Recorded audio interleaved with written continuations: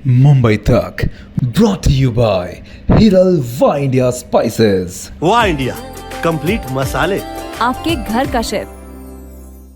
महाराष्ट्रामध्ये 2019 मध्ये जे घडलं त्यानंतर कुठला पक्ष कोणाबरोबर जाऊन सत्ता स्थापन करू शकेल याबद्दलचे मोठ्या प्रमाणात कयास प्रत्येक वेळेस मांडले जात आहेत आणि त्यातलाच एक प्रयत्न गेल्या काही दिवसापासून सुरू झालाय। याला मूळ ठरलंय काँग्रेस आणि शिवसेना युबीटी यांच्यामध्ये जागा वाटपावरनं जुंपलेली लढाई किंवा त्यांच्यामध्ये सुरू असलेलं भांडण। हे भांडण 3 दिवसापूर्वी टोकाला जाऊन पोहोचलं ज्यावेळेस नाना पटोले आणि संजय राऊत यांचा सीट वाटपाच्या चर्चेमध्ये जोरदार वाद झाला। त्यानंतर संजय राऊतांनी भूमिका घेतली की यापुढे नाना पटोले यांच्याबरोबर चर्चा करणार नाही। पुन्हा एकदा काँग्रेस श्रेष्ठी येऊन उद्धव ठाकरेंना भेटले आणि त्यानंतर नाना पटोले आणि संजय राऊत एकत्र दिसायला सुरुवातही झाली होती। ते होताच रात्रीपर्यंत पुन्हा एकदा हा वाद उफाळून आला आणि काँग्रेसने त्यांच्या सर्व नेत्यांना दिल्लीला बोलवून घेतलं।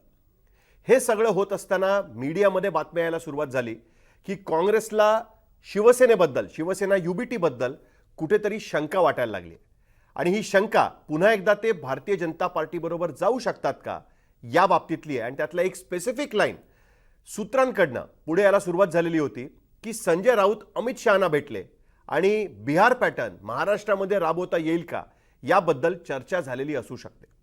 नक्की या चर्चेमध्ये किती तथ्य आहे आणि सगळ्यात महत्त्वाचं अशा पद्धतीचा पॅटर्न महाराष्ट्रामध्ये होऊ शकतो का याबद्दल मी तुम्हाला या व्हिडिओमध्ये सांगणार आहे।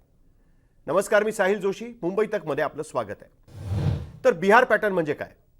तुम्हाला 2023 चे शेवटचे 2 महिने आठवत असतील। यावेळेस नितीश कुमार बिहारचे मुख्यमंत्री यांनी पूर्ण देशभरामध्ये अपोजिशन पक्षांची म्हणजे विरोधी पक्षांची एक ग्रँड अलायन्स असली पाहिजे अशा पद्धतीची भूमिका घेतली आणि पटण्याला भारतीय जनता पार्टीच्या विरोधात राजकारण करणारे सर्व विरोधी पक्ष यांना दुपारी तिकडे जेवायला बोलवलं। त्यांच्यामार्फत एक बैठक घेतली गेली। त्या बैठकीला काँग्रेस, राष्ट्रवादी काँग्रेस, उद्धव ठाकरे, ममता बॅनर्जी तमाम सगळे झाडून सगळे विरोधी पक्ष त्या ठिकाणी पोहोचलेले होते। या बैठकीनंतर त्याला काहीतरी एक स्वरूप दिलं पाहिजे अशा पद्धतीची भूमिका मांडली गेली। नंतर पुढची बैठक झाली बँगलोरला, त्याच्या पुढची बैठक झाली मुंबईमध्ये आणि बँगलोरच्या बैठकीमध्ये या अलायन्सचं नाव ठरलं हे इंडिया अलायन्स। मुंबईच्या बैठकीमध्ये सुद्धा याच्यावर चर्चा सुरू झाली। एक कोऑर्डिनेशन कमिटी बनवली गेली। या कोऑर्डिनेशन कमिटीचे प्रमुख किंवा संयोजक म्हणून नितीश कुमार यांचं नाव असू शकतं अशीही चर्चा सुरू झालेली होती।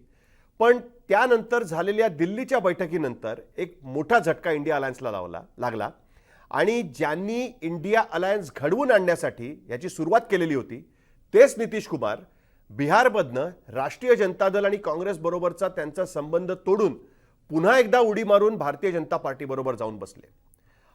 एकदम अनपेक्षित घटना होती। कोणाला वाटलंही नव्हतं की आत्तापर्यंत माझी चूक झाली, यापुढे मी कधी आयुष्यात भाजप बरोबर जाणार नाही हे म्हणत असताना ग्रँड अलायन्स आपली मोदींना हरवण्यासाठी, भाजपला हरवण्यासाठी देशभरात असली पाहिजे ह्याच्यासाठी पुढाकार घेणारे नितीश कुमार हे स्वतःच भारतीय जनता पार्टी बरोबर जाऊन बसतात। तेव्हापासून काँग्रेसच्या मनामध्ये अशा सर्व पक्षांबद्दल कुठेतरी संशयाचं वातावरण निर्माण झालं की ज्या लोकांनी भारतीय जनता पार्टी बरोबर यापूर्वी कधी ना कधी सरकार बनवलेलं आहे आणि उद्धव ठाकरे आणि शिवसेनेचा भारतीय जनता पार्टी बरोबरचा तर अजून जुना संबंध आहे। 2019 मध्ये युती करणार नाही हे ठरवलेलं असून सुद्धा भारतीय जनता पार्टीने त्यावेळची विशिष्ट राजकीय परिस्थिती बघून उद्धव ठाकरेंच्या घरी जाऊन त्यांच्याबरोबर युती करून घेतली। हेही काँग्रेसने बघितलेलं होतं आणि हे सगळं होत असताना आणि एवढंच नाही तर 2019 नंतर ज्यावेळेस काँग्रेस, शिवसेना आणि एनसीपी यांचं सरकार स्थापन झालं महाराष्ट्रामध्ये, त्याही नंतर ज्या वेळेस उद्धव ठाकरे दिल्लीला गेले किंवा पंतप्रधानांबरोबर भेटले तेव्हा पुन्हा एकदा या सगळ्या चर्चा सुरू झालेल्या होत्या।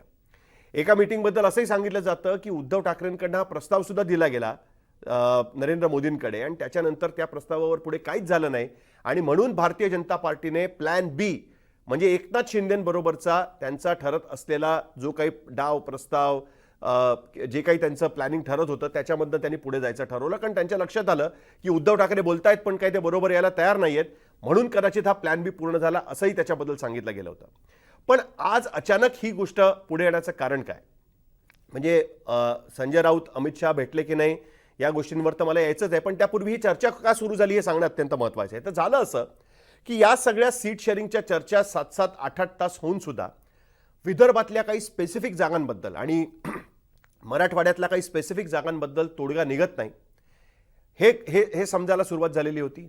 नाना पटोले यांनी संजय राऊत यांना सांगितलं की आम्ही तरी भारतीय जनता पार्टीला हरवण्यासाठी म्हणून प्रयत्न करतोय आणि तुम्ही ज्यांना भारतीय जनता पार्टीला हरवण्यात इंटरेस्ट असेल त्यांनी मात्र या जागांबद्दल ॲडजस्ट करून घेणं अत्यंत आवश्यक आहे. याच्यावरती संजय राऊत चिडले आणि ते म्हणाले की मी तर जेलमध्ये गेलेलो आहे, त्यामुळे आमचा याबद्दलचं कन्व्हिक्शन त्याच्याबद्दल तुम्ही प्रश्नचिन्ह उपस्थित करू नका. आणि त्यानंतर हा वाद खरं तर विकोपाला जायला सुरुवात झाली.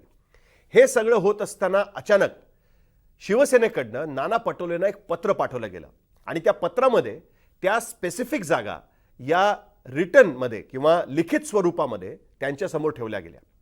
काँग्रेसचा संशय तिथून सुरू झाला, कारण नॉर्मली ज्या वेळेस अशा पद्धतीने लिखित स्वरूपात जागा वाटपाच्या चर्चा पटलावर ठेवल्या जातात किंवा डोमेनमध्ये आणल्या जातात त्यावेळेस असं वाटतं की उद्या जर फाटाफूट झाली तर लोकांना सांगण्यासाठी म्हणून त्या कागदाचा आधार घेतला जाऊ शकतो की बघा आम्ही तर आमच्या जागा ठेवलेल्या होत्या.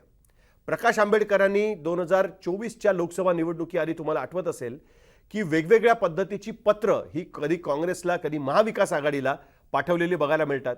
कधी त्यांनी 27 जागांबद्दल सांगितलं, कधी त्यांनी काही स्पेसिफिक उमेदवार सांगितले, काही पत्रांमध्ये त्यांनी किती कुठल्या जाती जमातीच्या लोकांना किती सीट सोडल्या पाहिजेत याबद्दलच्या अटी टाकल्या आणि या सगळ्या लिखित स्वरूपाच्या अटी आणल्या आणि नंतर मात्र त्यांनी ही भूमिका घेतली की आम्ही महाविकास आघाडीबरोबर निवडणूक लढवणार नाही, कारण आम्ही ज्या मागण्या ठेवलेल्या होत्या त्या काही महाविकास आघाडी गांभीर्याने घ्यायला तयार नाही, अशा पद्धतीची भूमिका घेतली होती. कुठेतरी शिवसेनेबद्दल सुद्धा हाच संशय त्यांच्या मनात निर्माण झाला.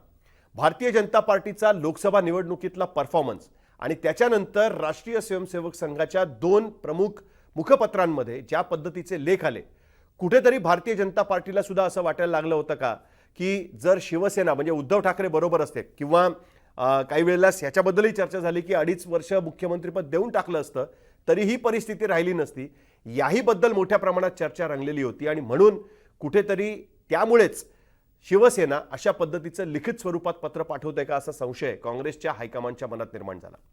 दुसरी एक भीती त्यांना अशी वाटत होती की या निवडणुकीमध्ये जास्तीत जास्त जागा काँग्रेसकडनं सपोज त्यांनी काढल्या आणि त्यांच्या 40-50 पर्यंत जागा पोहोचू शकल्या तर उद्या निर्माण झालेल्या विशिष्ट परिस्थितीमध्ये लोकसभा निवडणुकीनंतर जर पुन्हा उद्धव ठाकरे आणि भारतीय जनता पार्टी एकत्र आले तर मग काय करायचं, हाही एक विचार काँग्रेसच्या मनात सतत त्या बाबतीत येत होता.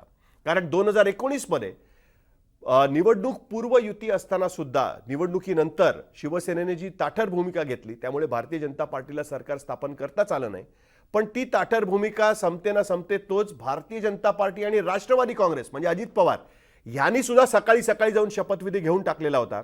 त्यामुळे या परिस्थितीमध्ये महाराष्ट्रातले हे 2 पक्ष कुठल्या बाजूला जाऊ शकतात याच्याबद्दल काँग्रेसच्या मनात ही नेहमीच शंका राहिलेली आहे. आणि खास करून उद्धव ठाकरे आत्ताच्या परिस्थितीमध्ये भाजपच्या विरोधात असतील, पण उद्या काँग्रेस बरोबरचं भांडण वाढलं तर भाजप बरोबर जायचा एक ऑप्शन त्यांच्याकडे राहतो का याबद्दल सुद्धा ती शंका असू शकते. आता आपण येऊया की संजय राऊत अमित शहाना भेटले का, तर त्याची शक्यता फारच कमी आहे. मुळात संजय राऊत आणि भारतीय जनता पार्टी ह्यांचंच भांडण अत्यंत विकोपाला गेलेलं आहे. तुम्हाला आठवत असेल की भारतीय जनता पार्टी आणि शिवसेनेमधले संबंध ज्यावेळेस ते वाढायला सुरुवात झाली त्यावेळेस त्या सगळ्या संबंधांमध्ये सगळ्यात जास्त टीका ही संजय राऊतांवरती होत होती.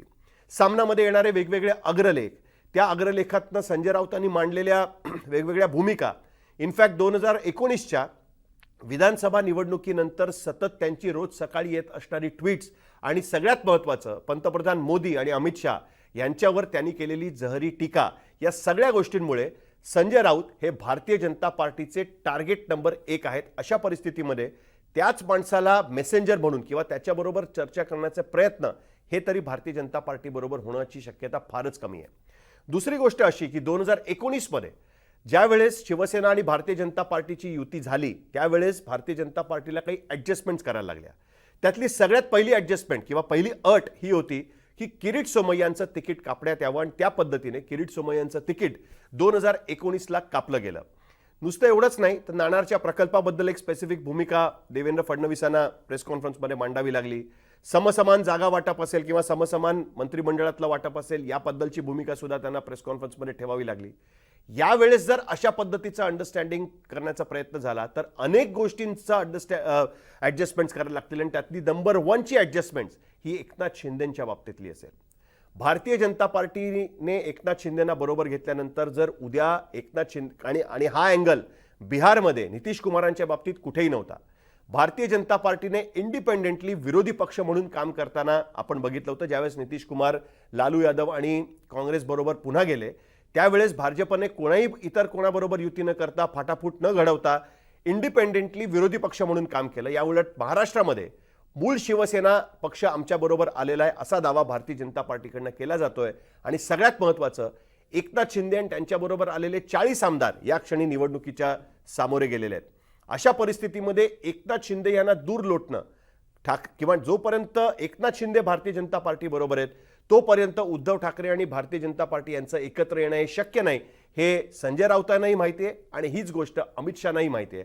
आणि या परिस्थितीमध्ये एकनाथ शिंदेना दूर सारणं हे भारतीय जनता पार्टीला टॅक्टिकली सुद्धा, इलेक्शनच्या मॅनेजमेंटच्या दृष्टीने सुद्धा, पॉलिटिकली सुद्धा आणि सगळ्यात महत्त्वाचं पब्लिक परसेप्शनमध्ये सुद्धा शक्य नाही. ही गोष्ट भाजपच्या नेत्यांना व्यवस्थित माहिती आहे आणि म्हणूनच भारतीय जनता पार्टीच्या कार्यकर्त्यांमध्ये वेगवेगळ्या पद्धतीची धुसफूस चालू असून सुद्धा, भारतीय जनता पार्टीच्या कार्यकर्त्यांमध्ये अजित पवार यांच्याबद्दल असलेली नाराजी असून सुद्धा भाजपने या निवडणुकीत महायुती म्हणूनच आपण समोर जाणार ही गोष्ट अधोरेखित केलेली आहे. त्याच्यामध्ये निवडणुकीच्या पूर्वी कुठल्याही पद्धतीने बदल होण्याची अजिबात शक्यता नाही. त्यामुळे कितीही वादविवाद झाले तरी काँग्रेसला शिवसेना युबीटी बरोबर बसावंच लागेल आणि कितीही खडाजंगी झाली तरी सुद्धा अजित पवार, एकनाथ शिंदे आणि भारतीय जनता पार्टीला एकत्रितपणे गुण्यागोविंदाने या निवडणुकीत एकमेकांबरोबर वावरावंच लागेल. ही गोष्ट स्पष्ट आहे आणि म्हणूनच अशा पद्धतीच्या वावड्या या फक्त वावड्याच राहतील असं आपल्याला सध्या तरी दिसतंय. त्यामुळे हा व्हिडिओ तुम्हाला कसा वाटला हे तुम्ही कमेंट बॉक्समध्ये लिहून टाकू शकता आणि मुंबई तकचं यूट्यूब चॅनल तुम्ही सबस्क्राईब केलं नसेल तर सबस्क्राईब करा. बेल आयकॉनवर क्लिक केलं तर आमचे अपडेट्स मिळू शकतात. बघत रहा मुंबई तक.